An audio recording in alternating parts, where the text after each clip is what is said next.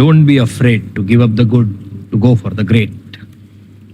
John D. Rockefeller, the richest American who ever lived. જો તમે નવો એક્સપોર્ટ બિઝનેસ સ્ટાર્ટ કરો છો તો તમારે કઈ કંપની ઓપન કરવી? સૌથી પહેલા તો જો તમારો નવો બિઝનેસ છે, ન્યૂ સ્ટાર્ટઅપ છે, તો તમારે પ્રોપ્રાઇટરશિપ કંપની ઓપન કરવી. શું કામ? કે પ્રોપ્રાઇટરશિપ જો તમે કંપની ઓપન કરો છો તો સૌથી પહેલા એની કોસ્ટ છે એ ઓછી હોય છે. એની સાથે સાથે કસ્ટમમાં પણ રજિસ્ટ્રેશન કરાવવાનું હોય છે, સાથે એડી કોડ હોય છે, ઇમ્પોર્ટ એક્સપોર્ટનું લાયસન્સ હોય છે.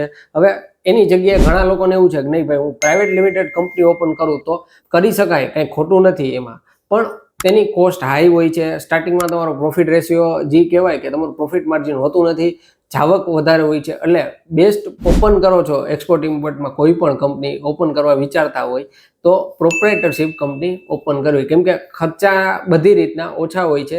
સાથે સાથે જીએસટી તમારે દર મહિને ફાઇલિંગ કરવો પડે છે. પ્રાઇવેટ લિમિટેડ જો કંપની હોય તમારી પાસે તો યરલી એના અમુક જે કમ્પ્લાયન્સીસ છે એ ફરજિયાત કરાવવા પડતા હોય છે. લોટ્સ ઓફ જે કહેવાય કે ખર્ચા એના વધી જાય છે. એટલે મેક શ્યોર કે જો તમે નવો ઇમ્પોર્ટ એક્સપોર્ટ બિઝનેસ સ્ટાર્ટઅપ કરવા માંગો છો, પ્રોપ્રાઇટરશિપ કંપની ઓપન કરી શકો છો.